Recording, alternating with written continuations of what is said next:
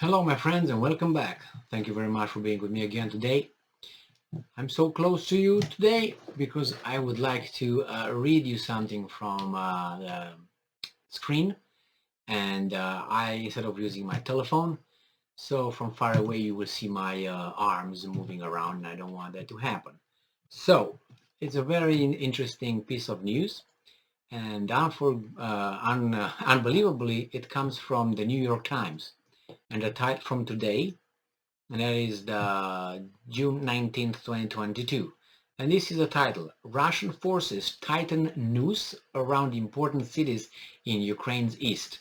I told you they're winning, and I told you the Ukraine is in trouble over there. That therefore those statements and uh, the leaders of France, Italy, Germany, Great Britain rushed to Kiev to do something. I don't know exactly what. I assumed that they would come and say, guys, you're in deep doo-doo, you should talk to Putin. And the Great Britain, the Boris Johnson said, no, no, no, no, no, no, no, no, no, take it easy, Zelensky, do what we tell you to do. He said, okay. So it says here that uh, Lishansk, Ukraine, Russian forces appeared poised to tighten the noose around thousands of Ukrainian troops near two strategically important cities in the fiercely contested Donbas region of eastern Ukraine on Sunday, mounting an assault on Ukrainian front lines that forced Ukraine to rush reinforcements to the area. On the day of fighting that put even territory through to be securely in Ukraine's hands in play, Prime Minister Boris Johnson of Britain and the NATO Secretary General Jens Stoltenberg warned that the war could grind on for years. They urged Ukraine's Western allies to settle in for the long haul as Russia moved aggressively to wear Ukraine's down through what Mr. Johnson, writing in a Sunday's Times of London, called a campaign of attrition. Yeah, we know that. We've been heard it before. So the Russians made an initial breakthrough Sunday in Toshkivka, a small town southeast of the metropolitan area of Severodonetsk and Lushansk. Where vicious street-by-street fight and artillery duels have raged for weeks.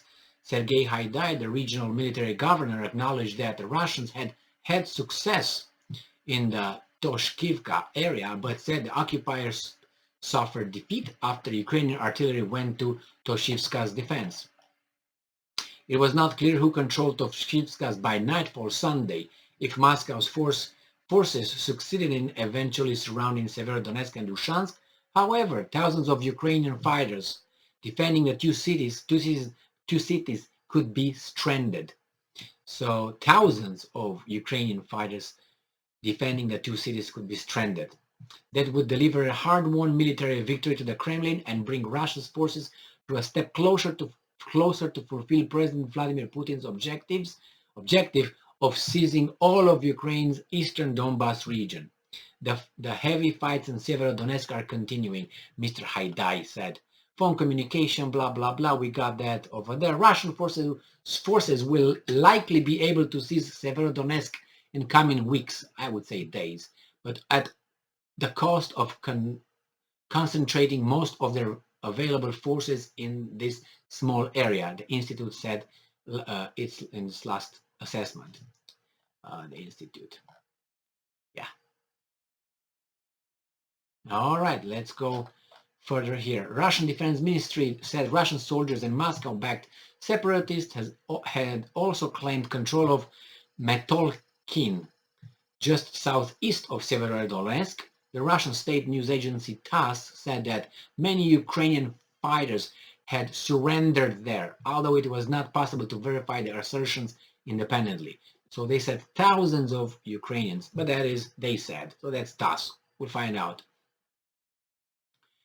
But the Severodonetsk area fell deeper into peril on Sunday, intensifying Russians' attack across much of Ukraine, including renewed shelling near Kharkiv in the north, strike at Mykolaiv in the south, and destruction of infrastructure in the country's east and central regions, made clear that the war could still flare up beyond Donbas, where Russia has reinforced its military efforts after failing to capture Kiev in spring. They didn't even try. They just went over there to keep the Ukrainian armies trained over there, and they would take care of the things in east. But they keep going with this BS. But nevertheless, let them believe that way. That's why they're off in their assessments. Anyway, Ukraine faces an increasingly grim and bloody fight in its east, where Russia is using long-range artillery to bombard cities and military positions. Ukrainian officials have complained that advanced weaponry from their allies is arriving too slowly to overrun Russia's firepower advantages, and that as many as 200 Ukrainian soldiers are being killed daily. There was another report where it says 1,000. Now it's only 200, not only, but you know what I mean.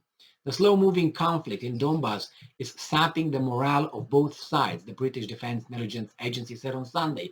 Ukrainian forces have likely suffered desertions in recent, so they deserted in recent weeks, the agency said, and it is likely public assessment. Okay, but it described the problems in Russian ranks as more systemic and severe, including causes of whole Russian units refusing orders and armed standoffs between officers and their troops.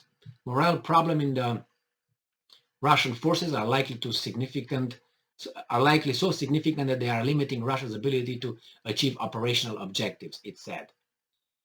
In the northeastern city of Kharkiv, Ukraine's second largest, where Russian forces were pushed out several weeks ago, Russian missiles hit a tank repair plant. A Russian military spokesman said on Sunday, destroying what the Russian defense minister said were 2 Urgan rocket launchers.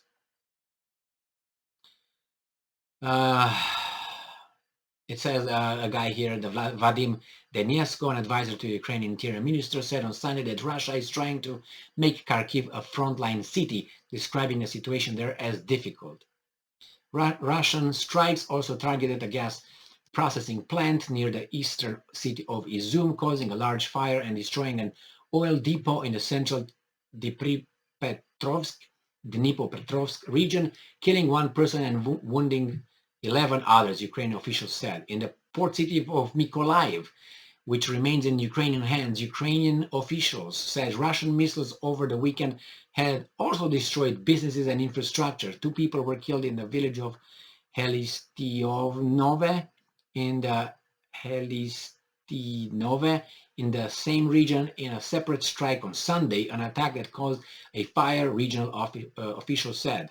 But it is in the Donbass, an area of rolling plains, farms, fields, coal mining towns not far from Russian border, that Moscow had committed the bulk of its military power in recent weeks.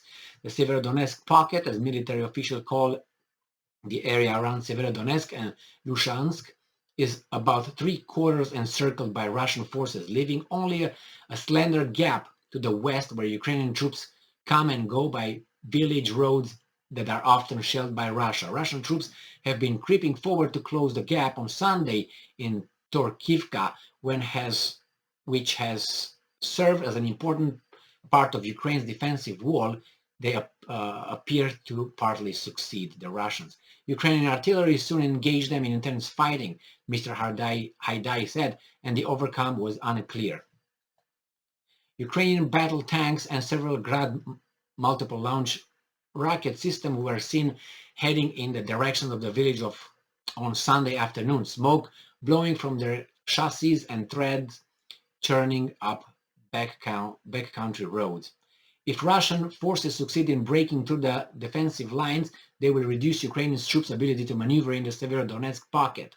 The advance would also further allow Russian forces to threaten the few remaining support routes into Lyshansk and Severodonetsk, where about 70,000 civilians remain. Oh my. So it says, despite the precarious position, Ukraine has chosen to fight for these cities in an effort to exhaust Russian forces, said Michael Kaufman, the director of Russia Studies of CNA, a research group in Virginia. He said in a recent analysis that if Russians broke through in Severodonetsk, their manpower struggles could still impair their ability to sustain any advance. wishful thinking. I don't believe this guy here, but nevertheless, that's another anal list. The military government of Lushansk, Mr. Haidai, said the Russian forces were strengthening their reserves in the surrounding area as intense shelling pounded the cities on Sunday. Mr. Haidai said that the Russian forces had bombarded the Azot chemical plant, one of the Ukrainian fighters' last strongholds in Severodonetsk, where hundreds of civilians were also believed to be sheltering. Under political pressure to produce a victory, said the former defense minister, Mr. Zagornyuk, the Russian military is heedlessly throwing resources at the battle. They need to show to their leadership that they have achieved something. Well, with what sacrifices? That's another point. Well, this was part of the article, most of it. And as I said, things are not looking good. I'm backing off. Not looking good for Ukrainians, as I said, based on the statements of some world leaders. The slightly change of tune of the corporate mass media in the West. Even the Ukrainians, sometimes, like today, they show that a commander of a legion, Svobodan legion or something like that, was killed. So these things would not have been heard about 2 or 3 weeks ago. And there's a lot of voices saying that maybe the Ukrainians should start talking with the Russians, but until the order comes from London and Washington, D.C., that will not happen, I guarantee you. Macron can talk, Scholz can talk, Mario Draghi can talk, these guys can blah, blah, blah. Zelensky is over there on some other people's payroll, not on the Europeans' payroll. European Union, I might say. Nevertheless, this is it. I told you something is going to happen over there, and the Russians increasingly achieve, victories or victories. I don't want to be here like, oh my God, they're winning or something. No, but the fact is, they're moving westwards, little, shortly, methodically, slowly, methodically. Thank you very much for being with me again today. Stay strong, stay smart, look for the truth, and be just.